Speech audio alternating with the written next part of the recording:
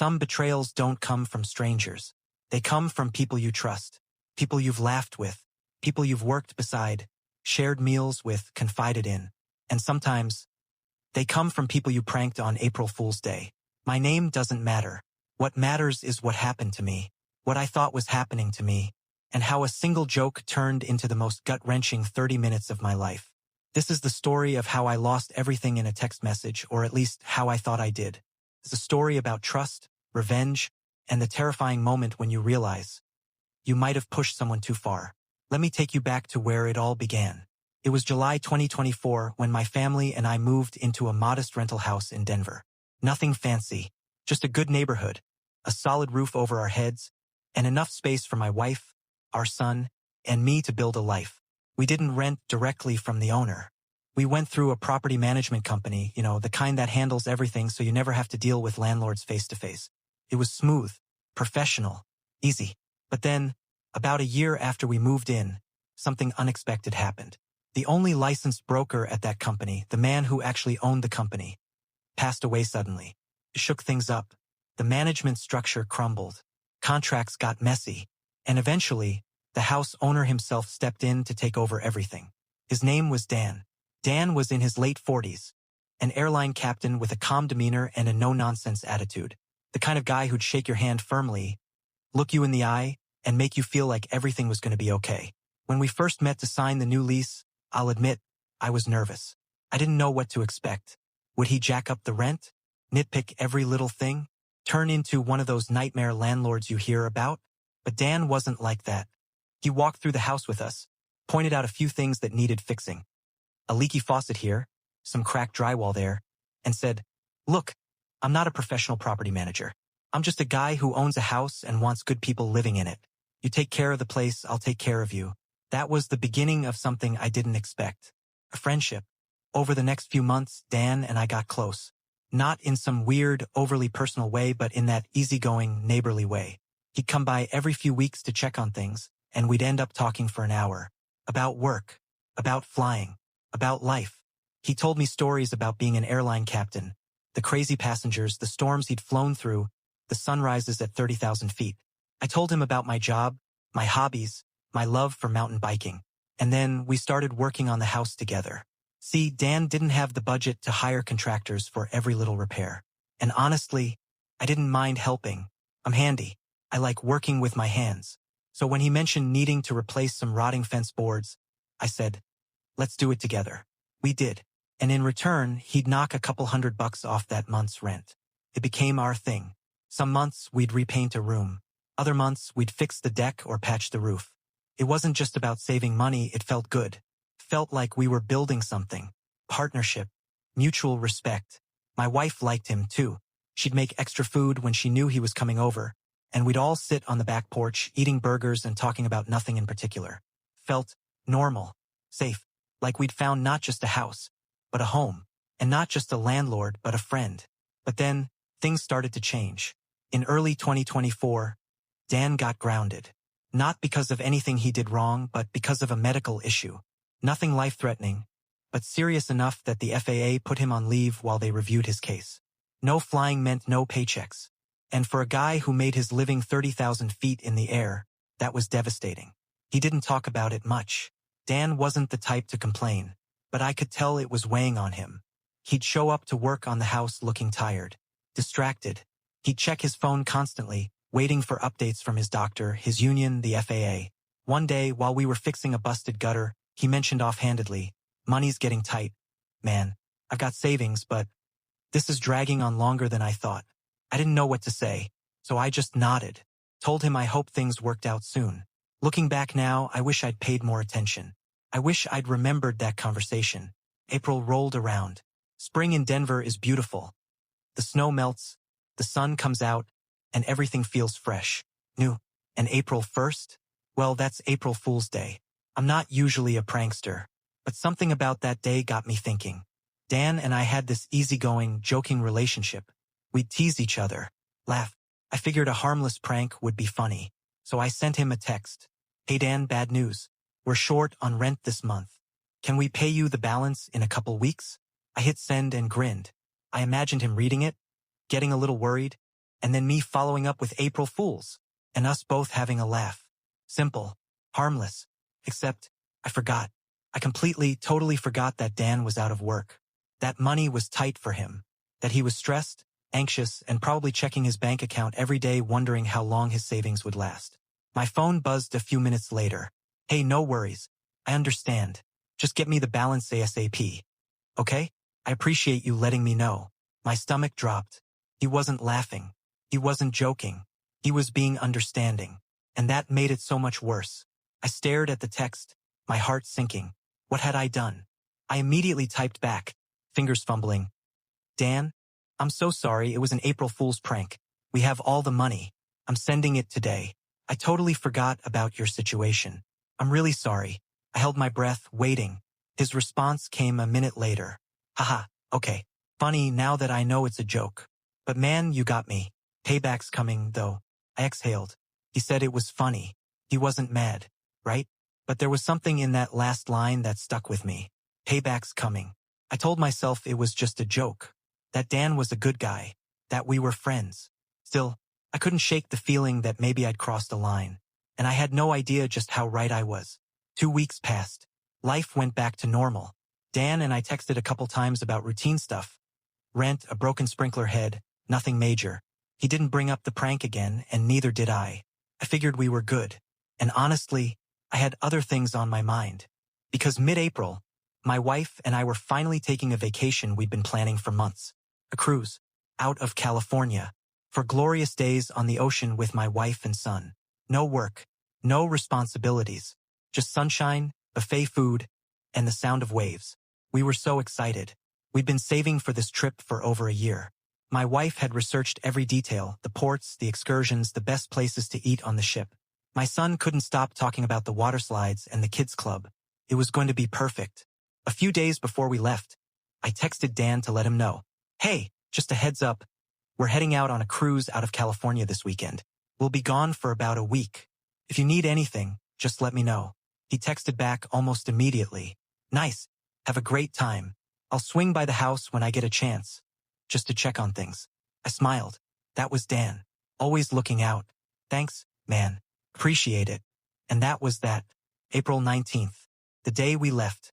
We packed up the car early that morning, suitcases, snacks, my son's tablet loaded with movies. The plan was simple. Drive from Denver to Albuquerque, hop on an Amtrak train to Los Angeles, and then catch the cruise ship from there. It was going to be an adventure. The drive to Albuquerque was smooth. My son napped in the back seat. My wife and I listened to music, talked about what we wanted to do on the cruise, laughed about nothing in particular. By the time we reached the Amtrak station, we were buzzing with excitement. The train pulled in right on time. We boarded, found our seats, and settled in for the long ride to LA. And let me tell you, there's something magical about train travel.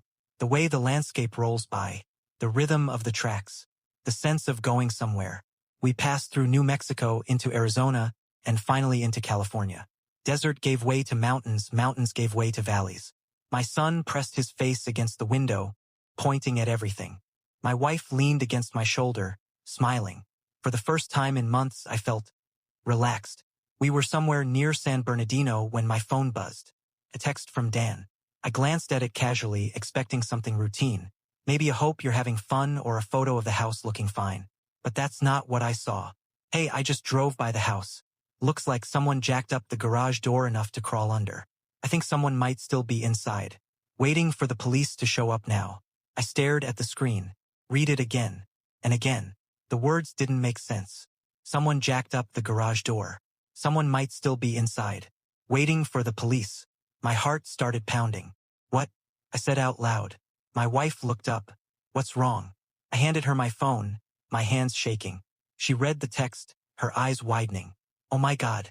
My mind started racing. The garage. That's where everything was. My mountain bikes, expensive ones I'd saved for. My tools, thousands of dollars worth. Electronics. My son's stuff. And worst of all, the keys to my truck, which was parked in the driveway. If someone had broken in, if someone was still inside, I felt sick. I immediately tried to call Dan. No answer. I texted back. Are you serious? What's happening? No response. My wife grabbed my arm. Check the Ring camera. The Ring camera. Of course. We'd installed a Ring doorbell a few months ago. It had motion detection. If someone had broken in, it would have recorded it. I opened the app with trembling fingers. The feed loaded. And there was nothing. Well, not nothing. There was a recording from earlier that day. But it wasn't a break-in. It was just the neighbor kid. The kid from next door who sometimes came over to play with my son. He was standing on our porch, knocking on the door, looking confused when no one answered. Then he left. That was it. No broken garage door. No intruders. No police. I stared at the screen, confused. Why isn't it showing anything by the garage? My wife asked. I don't know, I said. Maybe the camera doesn't reach that far? But something felt off. 30 minutes passed. 30 agonizing, terrible minutes where I heard nothing from Dan. I tried calling again. Voicemail. I texted. No reply. My wife and I sat there on that train, helpless, spiraling. What if they stole everything? She whispered. What if they're still there? I said. What if they took the truck? We were panicking. Completely, utterly panicking. And there was nothing we could do. We were on a train. In the middle of California. Hours away from home. I thought about getting off at the next stop. Turning around. Canceling the whole trip. But then my wife said something that stopped me cold. Wait. She looked at me, her expression shifting. Remember the prank? I blinked. What? The rent prank. Remember? Dan said Payback was coming. I stared at her. No way. He wouldn't. But the more I thought about it, the more it made sense. The timing. The fact that the Ring camera showed nothing. The fact that Dan wasn't answering. He's messing with you, my wife said. Her voice a mix of anger and disbelief. He has to be. I wanted to believe her. But I also didn't want to be wrong. What if it was real? What if I assumed it was a prank and something terrible actually happened? I felt paralyzed. And then my phone buzzed. A text from Dan. I opened it, my heart in my throat. And there it was. 4 words. Payback is a bitch. I sat there, staring at the screen. Relief, anger, confusion, all at once. My wife leaned over, read the text, and let out a breath. I knew it, but I didn't feel victorious. I felt betrayed. For a long moment I just sat there, staring at those 4 words. Payback is a bitch. My hands were still shaking. My heart was still racing. And even though I knew now that it was a prank, that nothing had actually happened to our house, I couldn't shake the feeling, the fear, the panic, the helplessness. It had felt real. For 30 minutes, I genuinely believed someone had broken into our home, that everything we owned was being stolen, that our safe, comfortable life was being torn apart while we sat on a train, unable to do anything about it. And Dan had let me believe it. My wife was the first to speak. I can't believe him, she said, her voice tight. That's not funny. That's cruel. I didn't respond. I didn't know what to say. Part of me agreed with her. It was cruel. He'd scared the hell out of me, out of both of us. But another part of me, a quieter, more honest part, whispered something else. You did the same thing to him. I replayed my prank in my head. The text I'd sent on April Fool's Day. The moment I told him we didn't have rent. How he must have felt in that moment. Stressed, worried, wondering how he was going to cover his own bills. I'd done that to him. And now he'd done it to me. Was it even? Was it fair? I didn't know. I finally texted him back. Dude, you got me. I freaked out. His response came almost immediately. Good. Now we're even. Have a great cruise. That was it. No apology. No sorry if I went too far. Just casual. Like it was all in good fun. I stared at the message. My wife read over my shoulder and scoffed. That's all he's going to say? I guess so, I muttered. She shook her head, leaning back in her seat. I don't care if you pranked him first. That was too much. Maybe she was right. Or maybe I was just upset because, for the first time, I'd been on the receiving end. The rest of the train ride was weird. We were supposed to be excited, gearing up for our vacation. But instead, we were both quiet, tense. My son, oblivious to it all, kept asking when we'd get to the ship. My wife forced a smile and told him soon, but I could see it in her eyes. She was still angry, and honestly, so was I, not just at Dan, at myself, because deep down, I knew this was my fault. I started this. I sent that stupid text without thinking. I'd forgotten that Dan was struggling, that money was tight for him, that my harmless joke might have actually hurt him. And now he'd reminded me what that felt like. We arrived in Los Angeles late that evening. The city lights twinkled in the distance as we stepped off the train, pulling our luggage behind us. The cruise terminal was massive. Ships lined up like floating hotels, their decks glowing against the dark sky. My son's face lit up. Is that ours? I nodded, forcing a smile. That's ours, buddy. We checked in, got our room keys, and boarded the ship. And slowly, very slowly, the tension started to ease. Because it's hard to stay mad when you're standing on the deck of a cruise ship, the ocean breeze in your face, a drink in your hand, and the promise of 4 days of absolute relaxation ahead of you. My wife finally exhaled. Okay, we're here. Let's just enjoy this. I nodded. Yeah, let's. And we did. The cruise was everything we'd hoped for. Sunshine, good food, pools and water slides and late-night shows. My son ran around like a wild animal, making friends with other kids, diving into the pool over and over again. My wife and I actually relaxed. We sat by the pool, read books, watched the ocean roll by. For 4 days, we didn't think about Dan. We didn't think about the prank. We didn't think about anything except being together. It was perfect. But here's the thing about vacations. They end. And when they do, you have to go back to real life. We disembarked in Los Angeles, took the train back to Albuquerque, and drove home to Denver. And the entire drive, I kept thinking about Dan, about what I was going to say to him when I saw him next. Because we couldn't just ignore this, could we? We pulled into our driveway late at night. The house was dark, quiet. I unlocked the door, half expecting, I don't know, some sign that something had happened. But everything was fine. The garage door was intact. Nothing was missing. The house looked exactly as we'd left it. I let out a breath I didn't know I was holding. My wife noticed. You okay? Yeah, I said. I'm fine. But I wasn't. The next day I texted Dan. Hey, we're back. Thanks for checking on the house. He replied quickly. No problem. Glad you had a good trip. That was it. No mention of the prank. No follow-up. Just normal. Like it had never happened. And maybe that's what bothered me the most. Because for me, it had happened. I felt it. Lived through it. And even though I knew it was fake, the fear had been real. And I didn't know if I could just move on. A week passed. Then 2. Dan came by to fix a leaky pipe in the basement. We worked together just like we used to, laughed, talked about his medical review, which was finally moving forward, talked about my trip. Everything seemed normal, but it wasn't. There was a tension now, a tiny, invisible crack in the foundation of our friendship. I didn't trust him the same way, and I think he could tell. One afternoon, while we were taking a break on the back porch, he brought it up. You're still mad about the prank, aren't you? I looked at him, surprised. What? The garage thing. I can tell. You've been different. I didn't know what to say. He sighed, setting down his drink. Look, man, I didn't mean to actually freak you out. You got me good with the rent thing. I wanted to get you back. I know, I said quietly. But, it scared me, Dan. For real. I thought someone had broken in. I thought we'd lost everything. And I couldn't do anything about it. I was stuck on a train, panicking, and you just let me sit with that. He was quiet for a moment. Then he nodded. You're right. I did. And I'm sorry. I didn't think about how it would actually feel for you. I just thought it would be funny.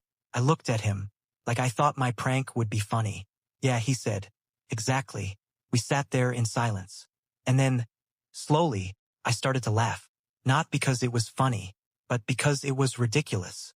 2 grown men, pranking each other, hurting each other, and only now realizing how dumb it all was. Dan started laughing too.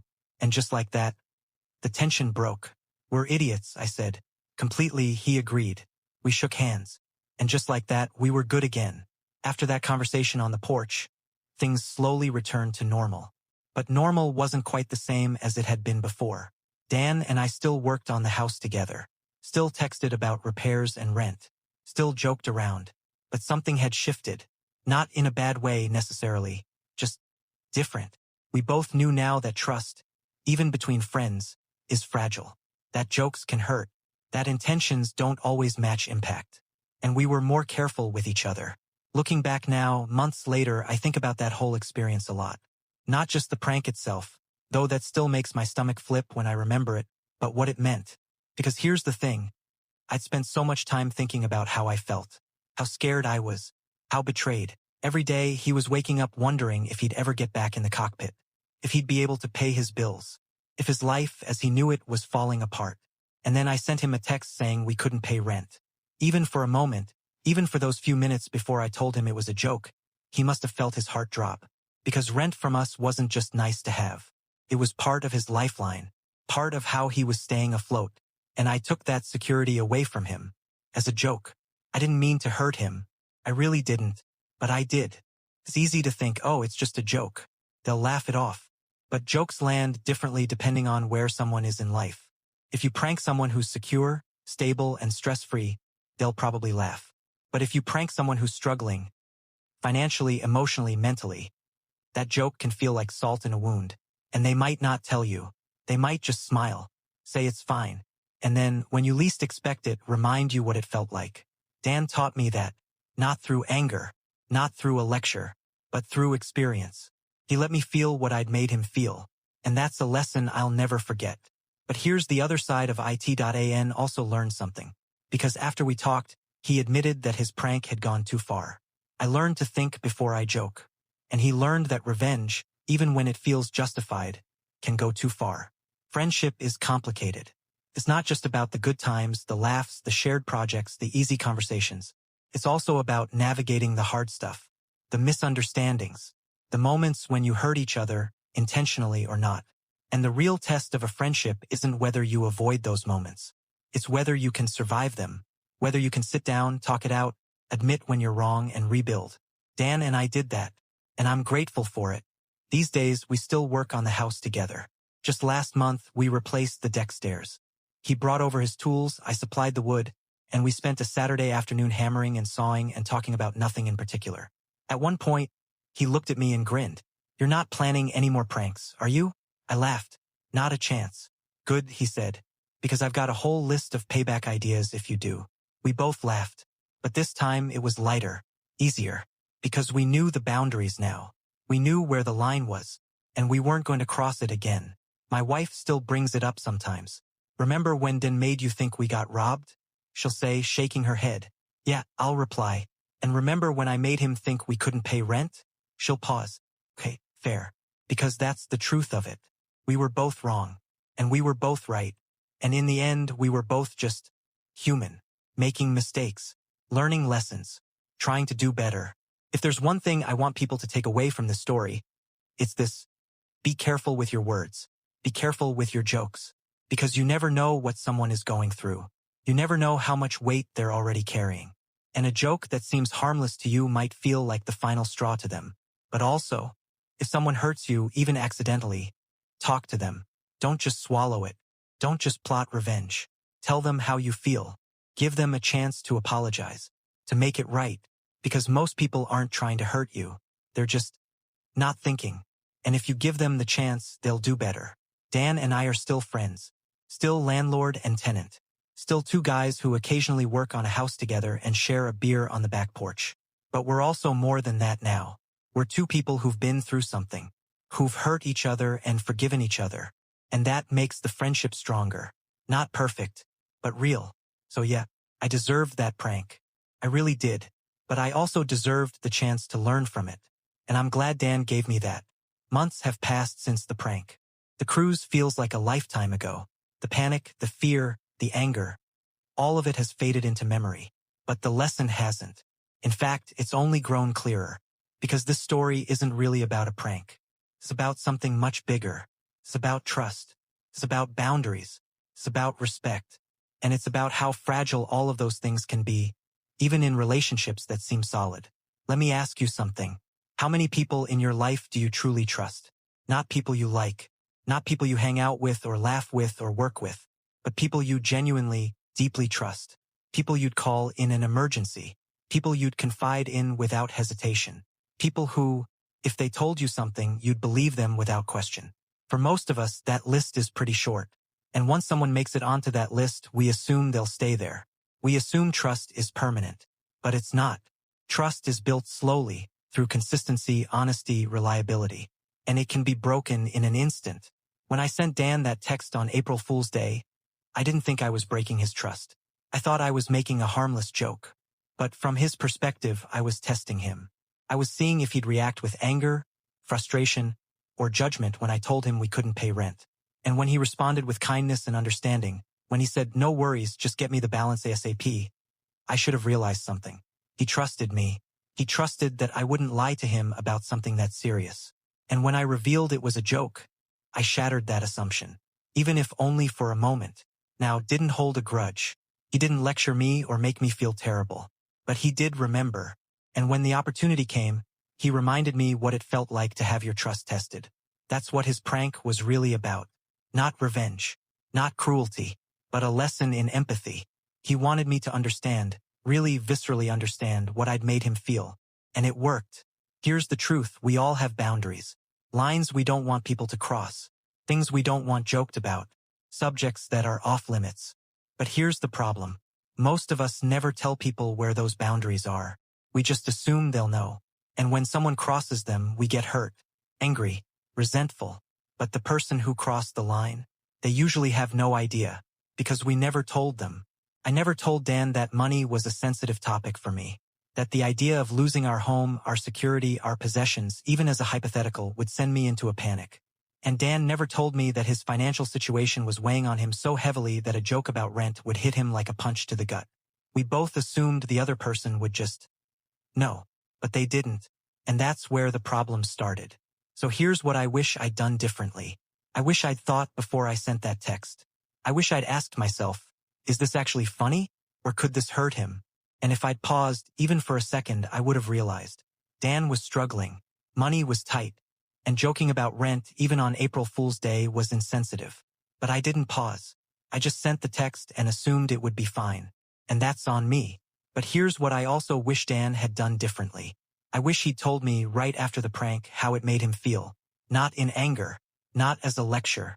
Just honestly, "Hey man, I know you were joking, but that actually stressed me out. Money's really tight right now," and for a second I genuinely panicked. If he'd said that, I would have apologized immediately. I would have felt awful, and I would have made sure never to do it again. But he didn't say that. He just said, "Funny, payback's coming." And so I didn't realize I'd hurt him, until he hurt me back. That's the cycle, isn't it?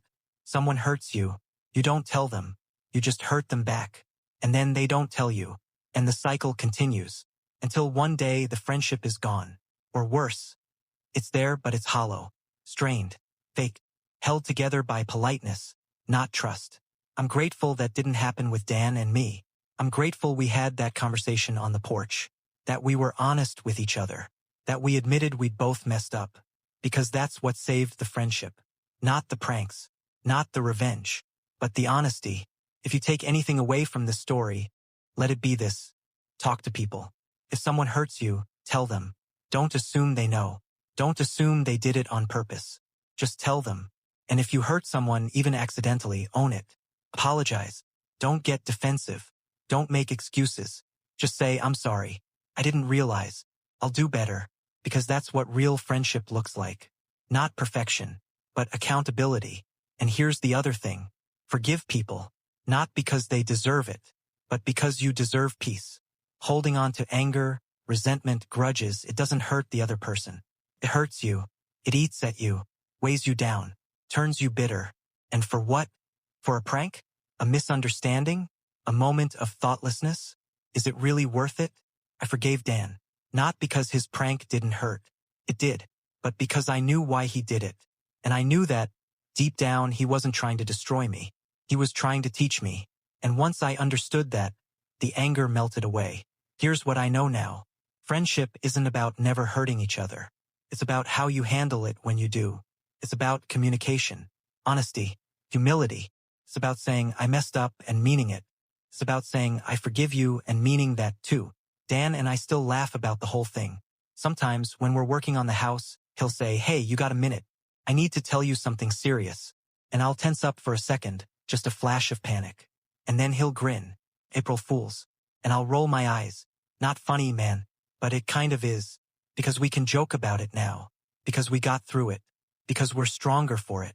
And that's the thing about betrayal, revenge, and forgiveness. They're all part of the same story. You can't have one without the others. Betrayal teaches you who people really are. Revenge teaches you who you really are. And forgiveness teaches you what actually matters. So yeah, I pranked my landlord. He pranked me back. We both learned something, and we both came out better for it. Not unscathed, but better. Life has a funny way of moving on whether you're ready or not.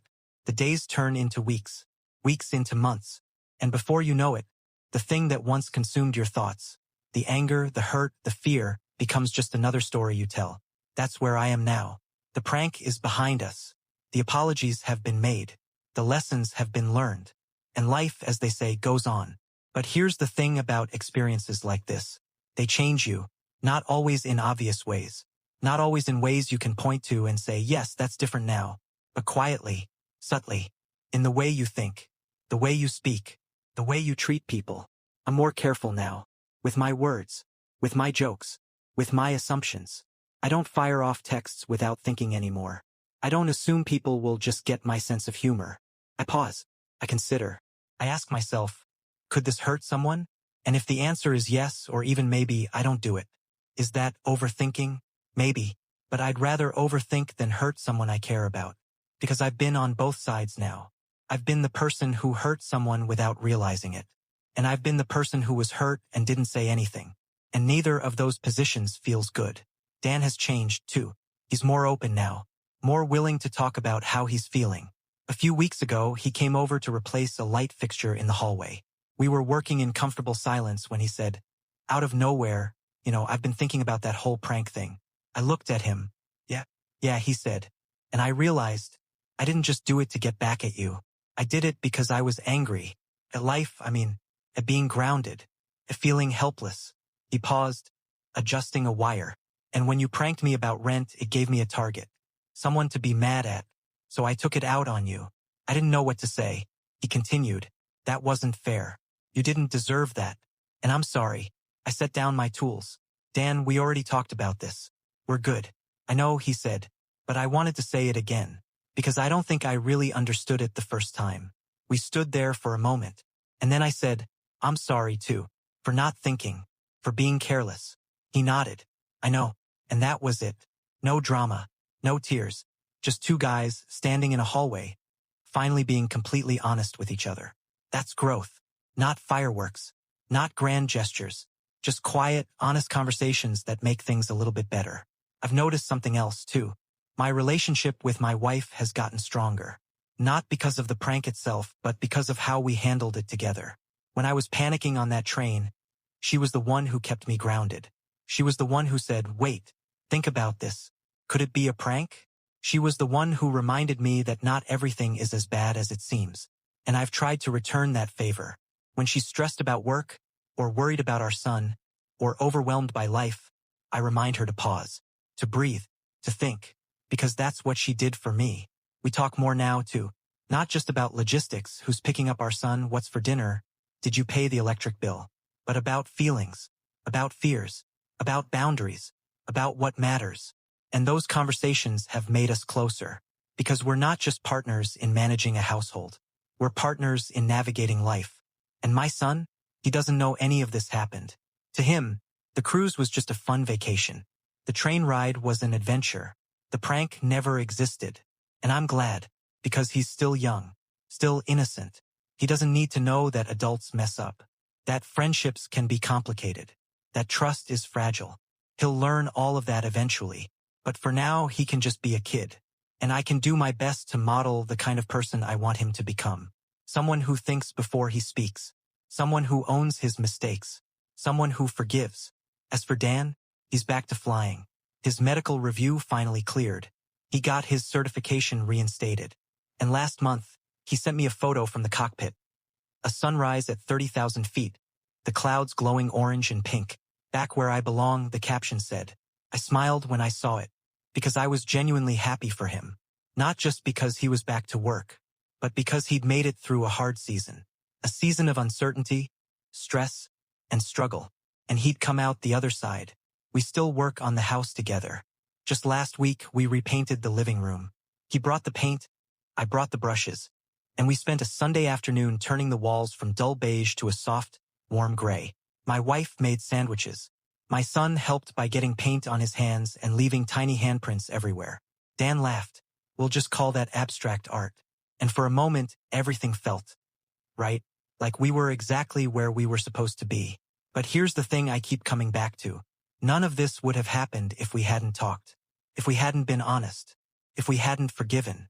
We could have easily let that prank destroy the friendship. I could have stayed angry. He could have stayed defensive.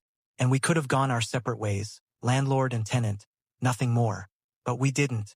We chose to fight for the friendship, to sit down, talk it out, and rebuild. And that choice made all the difference. So if you're reading this and you're thinking about someone you've hurt, or someone who's hurt you, here's my advice. Talk to them. Don't let it fester. Don't let it sit. Don't assume time will fix it. Time doesn't fix anything. Communication does. Honesty does. Humility does. And if you're the one who messed up, own it. Don't make excuses. Don't deflect. Don't say, yeah, but you did this. Just say, I'm sorry. I was wrong. I'll do better. And mean it. And if you're the one who was hurt, give them a chance. Not because they deserve it, but because you deserve peace. Because holding on to anger will only hurt you. And because most people deep down aren't trying to hurt you. They're just human, flawed, imperfect, trying their best, just like you. So be the person who reaches out. Be the person who's brave enough to be honest. Be the person who chooses connection over pride. Because life is too short to lose people over things that can be fixed. I think about that sometimes. What would have happened if I'd never sent that text? If I'd never pranked Dan? Would we still be friends? Probably. But would the friendship be as strong? I don't think so. Because we never would have been tested. We never would have had to fight for it. And sometimes the things we fight for are the things we value most. So yeah, I pranked my landlord. He pranked me back. And we both came out better for it. Not because the pranks were good, but because the forgiveness was. And if there's one thing I hope you take away from this story, it's this: relationships aren't defined by the mistakes you make. They're defined by how you handle them. So handle them with grace, with honesty, with humility, and with the understanding that we're all just doing our best. Dan is still my landlord. He's still my friend. And he's still the guy who, every now and then, reminds me that payback is a bitch. But he's also the guy who taught me the value of empathy, the importance of forgiveness, and the power of a second chance. And for that, I'll always be grateful. So here we are, at the end of this story, a story that started with a stupid prank, spiraled into fear and betrayal, and somehow ended with understanding and growth. It's funny how life works, isn't it? You think you know how things are going to go. You think you have people figured out. You think you're in control. And then something happens. Something small, something unexpected, and suddenly, everything shifts. I've thought a lot about why this whole experience affected me so deeply. After all, it was just a prank. No one got hurt. Nothing was actually stolen. The house was fine. So why did it shake me so much? And I think the answer is this: it wasn't about the prank itself. It was about what the prank revealed. It revealed how much I rely on security. The idea that my home is safe. That my things are protected. That the life I've built is solid. And in that 30-minute window on the train, all of that was threatened. Even though it wasn't real, the feeling was. And that feeling of helplessness, of vulnerability, of loss, it terrified me. But it also revealed something else. It revealed how much I'd taken Dan for granted. I'd seen him as a friend, partner, someone I could joke around with. But I hadn't seen him as a person with his own struggles, his own fears, his own pain. And when I sent that rent prank, I wasn't thinking about him. I was thinking about me, about what I thought was funny. And that's where I went wrong. Empathy is one of those things we talk about all the time. Put yourself in someone else's shoes. Think about how they feel. Consider their perspective. But how often do we actually do it? How often do we pause before we speak, before we joke, before we act, and genuinely think about how it will land on the other person? I didn't. And Dan reminded me why I should. Here's the hard truth. We all think we're good people. We all think we're kind, considerate, thoughtful. But the reality is we're all capable of being careless, of saying the wrong thing, of hurting people without meaning to, of being so wrapped up in our own lives that we forget other people are fighting battles we know nothing about. Dan was fighting a battle. He was grounded from the job he loved, worried about money, uncertain about his future, and I didn't see it. Or maybe I did, and I just didn't think it mattered in the context of a harmless joke. But it did matter. It mattered to him. And when he made me feel what he felt, I finally understood. That's the power of empathy. Not just understanding intellectually that someone is struggling, but feeling it, experiencing it, knowing deep in your bones what it's like to be on the other side. I think that's why Dan's prank, as much as it hurt, was also a gift. Because it gave me perspective. It made me a better friend, a better husband, a better person. Not because I'm perfect now. I'm not. But because I'm more aware, more careful, more willing to think before I speak. And here's the thing. I think Dan learned something too. He learned that revenge, even when it feels justified, doesn't always feel good. That making someone else feel pain doesn't erase your own. That the satisfaction of getting even is temporary, but the guilt of going too far can linger. When we talked on the porch that day, I saw it in his eyes. He regretted letting me sit in fear for 30 minutes. He regretted not just telling me, right away, how my prank had made him feel. Because if he had, we could have avoided all of this. We could have skipped the revenge, the panic, the strain, and just gone straight to understanding. But maybe we needed to go through it. Maybe we needed to hurt each other and forgive each other to really understand what the friendship meant. Because it's easy to be friends when everything is smooth, when there's no conflict, no tension, no mistakes. But the real test of a friendship is what happens when things aren't smooth. When you mess up, when they mess up, when trust is broken and you have to decide whether it's worth rebuilding. Dan and I decided it was worth it, and I'm glad we did. Because the friendship we have now, the one we built after the prank, is stronger than the one we had before. It's built on honesty, on vulnerability, on real hard-earned trust. Not the kind of trust that assumes everything will always be fine, but the kind that says we've been through something. We know we can hurt each other, but we also know we can come back from it. That's the kind of friendship worth keeping. So what's the moral of this story? If I had to boil it down, it would be this. Think before you act. Speak before you retaliate. And forgive before you lose something worth keeping. Think before you act. Because your words have power. Your jokes have impact. And even if you don't mean to hurt someone, you still can. So pause. Consider. Ask yourself if what you're about to do is really worth it. Speak before you retaliate. Because revenge might feel satisfying in the moment, but it doesn't solve anything. It doesn't heal the hurt. It doesn't fix the problem. All it does is create more pain. So instead of plotting payback, have a conversation. Tell the person how they made you feel. Give them a chance to apologize. Give yourself a chance to heal. And forgive before you lose something worth keeping. Because grudges are heavy. Anger is exhausting. And holding on to hurt will only rob you of peace. So let it go. Not because the other person deserves it, but because you do. Dan and I could have let this destroy our friendship. We could have walked away, cut ties, moved on. But we didn't. We chose forgiveness. And that choice changed everything. If you're going through something similar, if someone has hurt you or if you've hurt someone, I want you to know this. It's not too late. You can still fix it. You can still reach out. You can still say, I'm sorry, or I forgive you, or can we talk? And you might be surprised at what happens. Because most people don't want to hurt you. They just made a mistake. And most people don't want to hold a grudge. They just don't know how to let it go. So be the person who reaches out. Be the person who's brave enough to be honest. Be the person who chooses connection over pride. Because life is too short to lose people over things that can be fixed. I think about that sometimes. What would have happened if I'd never sent that text? If I'd never pranked Dan? Would we still be friends? Probably. But would the friendship be as strong? I don't think so. Because we never would have been tested. We never would have had to fight for it. And sometimes the things we fight for are the things we value most. So yeah, I pranked my landlord. He pranked me back. And we both came out better for it. Not because the pranks were good, but because the forgiveness was. And if there's one thing I hope you take away from this story, it's this. Relationships aren't defined by the mistakes you make. They're defined by how you handle them. So handle them with grace, with honesty, with humility, and with the understanding that we're all just doing our best. Dan is still my landlord. He's still my friend. And he's still the guy who, every now and then, reminds me that payback is a bitch. But he's also the guy who taught me the value of empathy, the importance of forgiveness, and the power of a second chance. And for that, I'll always be grateful. So that's my story. A story of pranks, payback, and the power of forgiveness. If it resonated with you, I hope you'll take the lesson to heart. Think before you act. Speak before you retaliate.